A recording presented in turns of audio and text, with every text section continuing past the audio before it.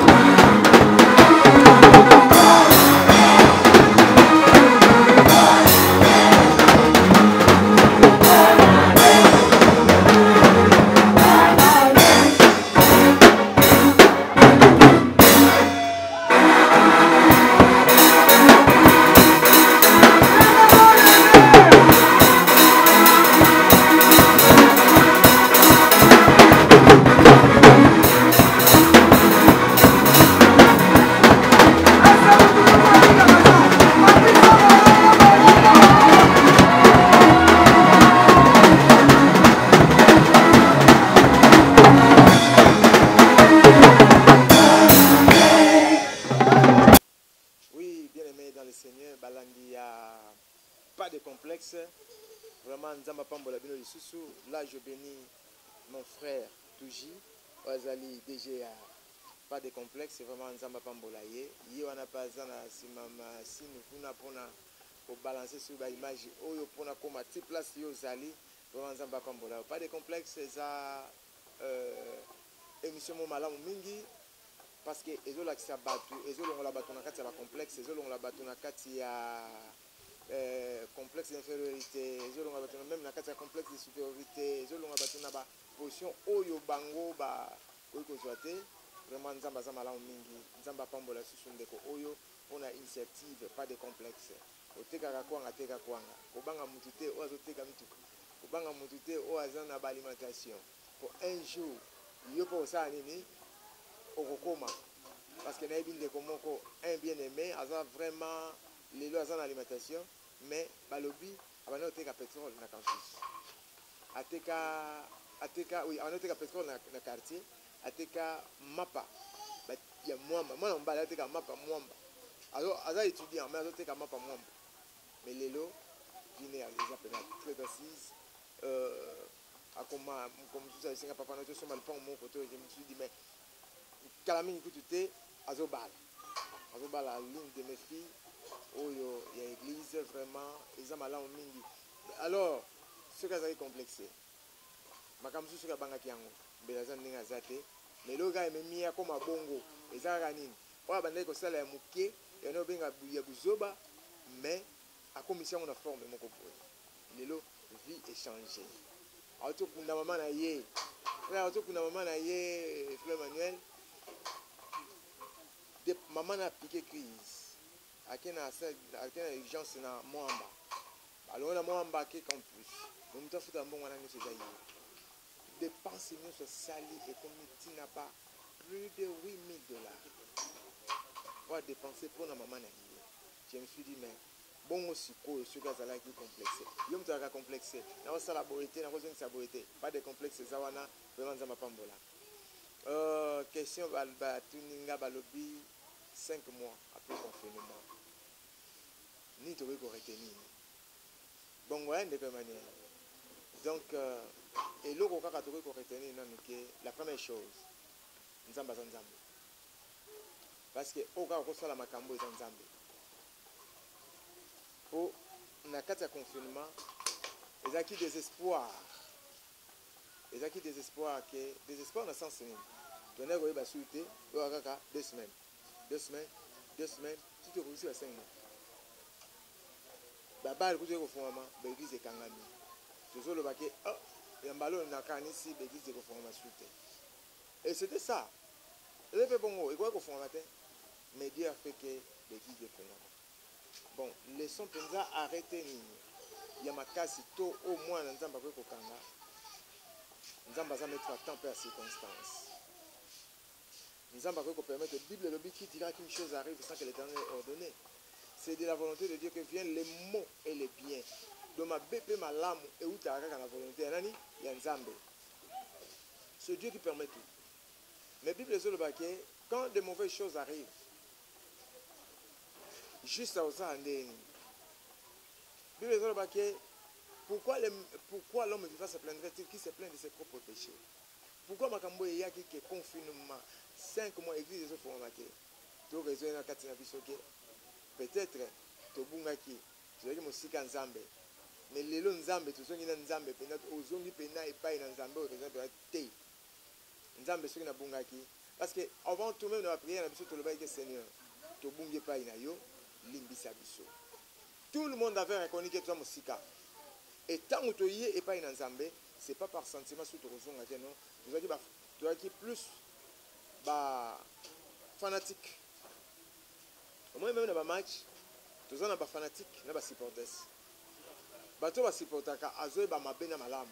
Mais fanatiques, ils ont des pour na ye ezalaka kaka c'est non entraîneur baza mabe te aza mabe te mais ba fanatique baza na église bazali o azake ata pasteur wana zandeni pour na ye pasteur wana nzambe eza malamu parce que tant que vous êtes pasteur vous êtes homme ordinaire te mozo epena homme extraordinaire eza bien mais oyo tokomisaki bango oyo tokomisaki biso tozwaki place ya nzambe ere moko osanti ke mutu mosusu okofinga no yesu lunga kuna ofingi mpena yesu ke tala zolo no etengama mais soki omeki kaka koloba mabe ya paster akobunda mais yesu akoyoka mpena yesu bafingi ye ma akolobela oyo te akotouche akosala mpe rien eza normal qui veut dire le serviteur était plus que Jésus.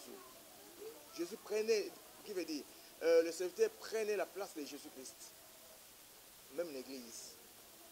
Quand tu dois adorer, ce n'est pas parce que tu adorais qui tu as adoré Malam. Tu as adoré l'amitié, c'est parce que la Bible dit le baquet. Si ce peuple s'approche de moi, m'honore. Il m'honore en quoi? Mi bebo a pamba, mais son cœur est loin de moi. Mitema eza mosika nanga. Parce que bazolo baka na monoko Yesu. Mais na mitema na bango Yesu azate. Na mitema bango eza batu nde batu azalaki. Et batu dans une église, c'est parce que bazolanda tu changer le système, Qui veut dire Jésus-Christ était plus matériel que esprit, que vie, que on a koloba.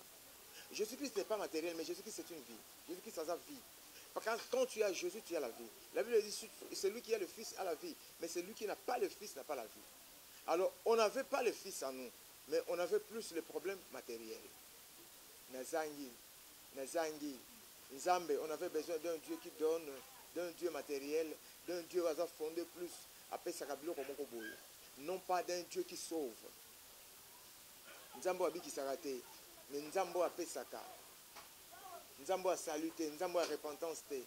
Alors les gens n'étaient pas plus fondés dans la repentance, mais étaient plus fondés dans Katia, le système, dans la formule, dans la forme, dans le formalisme. Pour créer la forme, et c'est pour cela qu'on senti l'église s'est affaiblie. L'église s'est affaiblie. Jésus-Christ ne s'affaiblit jamais. Et cette l'église s'affaiblit dans le sens que parce que Jésus-Christ, c'est lui la tête de l'église, il ne s'affaiblit pas. Mais ses membres ont des problèmes. Bazou a problème. Parce que dans la posa mbongo, on a créé la forme dans la mokobo. Dans la posa boy, on a créé ma caméra mokobo. Dans la TV au senti, on a créé un spot, bato so kweya, bato azo sakola, mususu apesi ceux qui n'engeni, ba forme moko comment. Jésus-Christ n'est pas comme ça, mais Jésus-Christ c'est le même hier, aujourd'hui, éternellement. Oh bandimé la Yesu.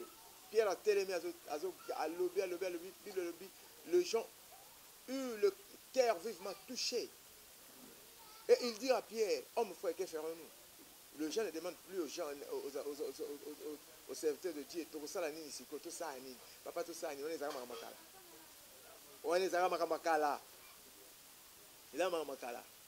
Mais aujourd'hui, non. Mais quand on va tourner tout ça, Pierre a l'obité que non, venez recevoir. Mais la première chose, répentez-vous. Et que chacun de vous soit baptisé au nom de Jésus pour le pardon de vos péchés, premièrement.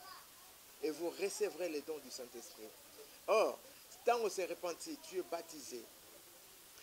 Que Christ a le pardon du péché côté et on recevra le don du Saint-Esprit. Or, le Saint-Esprit ne plus. Parce que bâtonner votre mot vendre à bleu. Bâtonner vendre à matam. Bâtonner vendre à toujours en prospérité. Bâtonner accent. Plus que na repentance. Donc, c'est ça le problème maintenant. Peut-être Eza et s'est posé dans cette église. Mais il y a une chose, si aujourd'hui, que quand on rentre dans l'église, les gens, lobi batua somba ki babilamba. Lobi batua salisa ki basuki. Faut être toujours. Lobi batua salisa ki basuki, basomba bilamba. La rentrée spirituelle, rentrée scolaire, mais rentrée spirituelle. Jésus-Christ n'était nulle part, mais Jésus-Christ était là. C'est pour cela, nous, nous avons Yesu. Nous avons zongité, parce que nous avons travaillé. Faut être toujours au gouvernement, nous avons tambola, nous avons teya, nous avons balabala, nous avons vandawa, nous avons partagé. Nous avons YouTube, nous n'avons pas de complexe, nous avons partagé. Donc, on était là, on n'était pas confinés. On était avec Jésus. Et ça qui, bon, les lots peut-être, Batoumne, Batoubaye, Neti Bazongi, Balobi qui va se les rentrer. spirituelle. Alors, rentrée spirituelle, est-ce que tant de gens ici, les gens moi, la classe, nous sommes rentrée scolaire, a dit que Nazalaki na deuxième primaire, nous sommes en troisième primaire. Alors, nous avons écouté la matière, nous sommes est-ce que tu as mati, tu as tiré la forme, mais on a tout quitté. Tu as ta promotion, tu as ta classe, oh, la vraie classe, c'est la repentance. Tu as solo. Pour ça, Nzambe se convertir à solo. Dieu dit que Nzambe a eu de la patience envers nous. Ne voulant pas qu'aucun périsse, mais voulant que tous parviennent à la repentance. Si tu gagnes Jésus, tu as tout. Dieu dit, vous avez tout pleinement en Jésus-Christ, qui est le chef de toute domination et de toute autorité.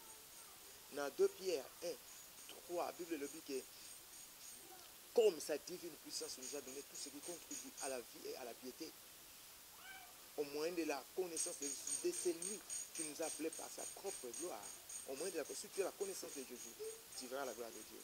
Alors Dieu t'attend quelque part. Au vivre si ko bola munaye, mais si tu veux vivre bola manzambe, yaya, au senga, au changer, façon à Rosala. Jésus-Christ est le même hier, aujourd'hui, éternellement. Il n'a pas changé. Mais il y a pour ça, les allez tournez-vous vers moi.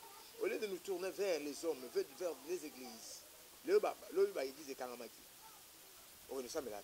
On met tout au côté de ça, Bakangi. On coûte 4-5 personnes, 4 Bakangi. C'est l'église, elle est sur côté. Mais plus, mon tout temps a fondé dans le Christ, à peur de l'équilibre. À peur de jamais équilibre.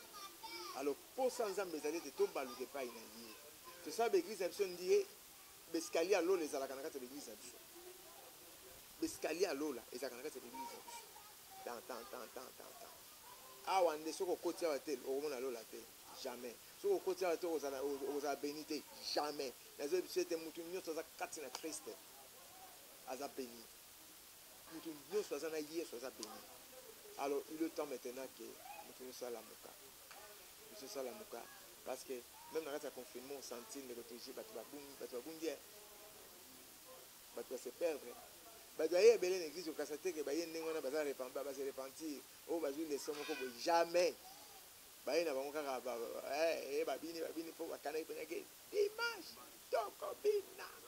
Dimanche. Donc, on sentit que c'est ici, il y a Sika, Basalis, Balati, Bilamba, Sika, Basapata, Sika. Pour que nous l'ayons ça. Je suis pas besoin de défi bon yé banga. Il y a un temps la posa yé boazatin. Mais ça quand le temps la posa yé boazana Jésus. Là c'est où là tient nzoto, mais là tient motema. Quand ton cœur a lati Yesu Masia et si non vie en moi. Ma communauté se malade en moi. Alors, je dirais que et là quand on a le bagage que vraiment le temps peut-être moi en tant que chose avoir conscience que c'est plus du blague. C'est pas des blagues, tant autre comme la souka. Le temps de la fin est là. La Bible dit le baquet, la fin de toutes choses est proche. Makamoto a notre temps à la Bible, il y a un monde de ça et malélo. Alors il est le temps de tout mieux au lamoka. On a conscience que t'es dans le tika la soubouette, maintenant changer pena. Yaka zonga église pour na Yesu Masia de gagner Jésus-Christ. La bonne moyen d'aller.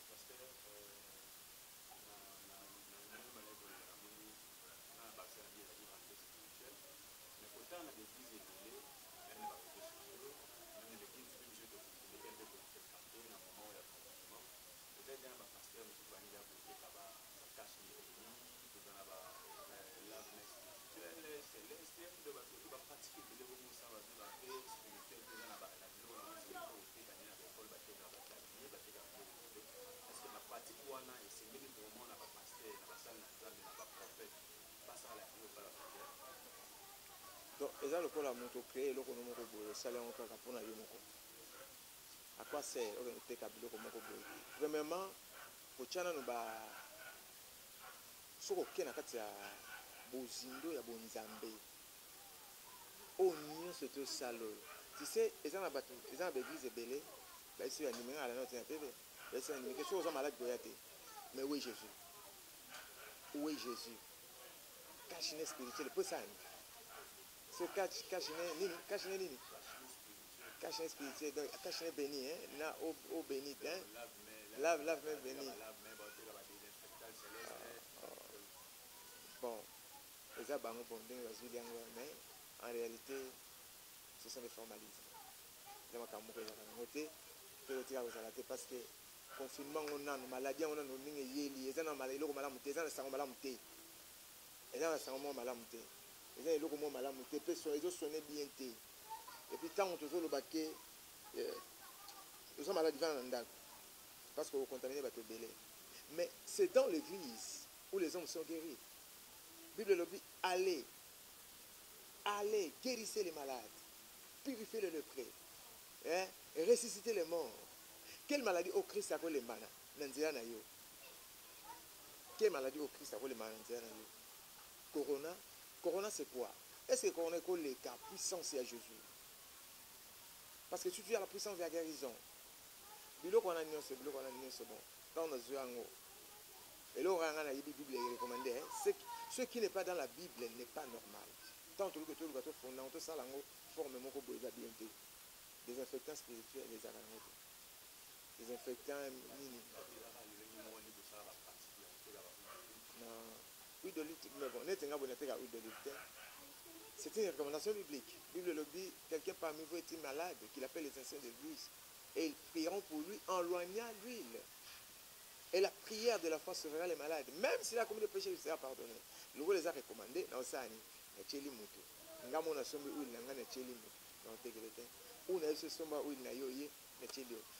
C'est par recommandation, c'est par inspiration que l'on est les matins. Non pas que ça système était les manamans. Comme il l'a dit.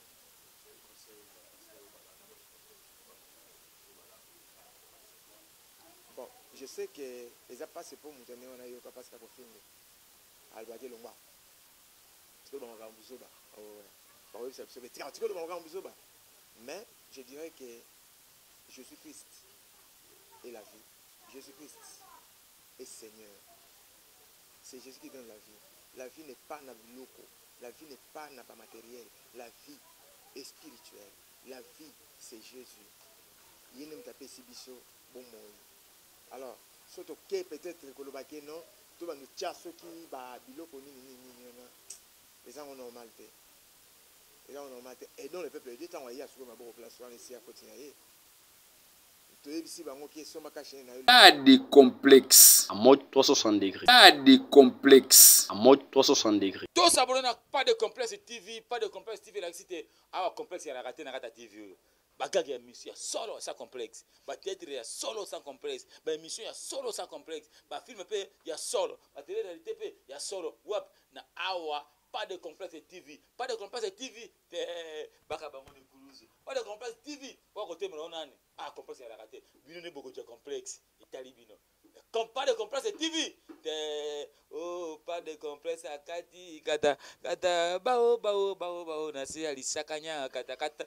Pas de complexe TV, chez Nakolanda dit. Tout s'abonner à Rouge massivement partout aux alliés, s'abonner, cliquer, au moins les notifications de côté, mbalamba, à Djongi Nangai Basoko.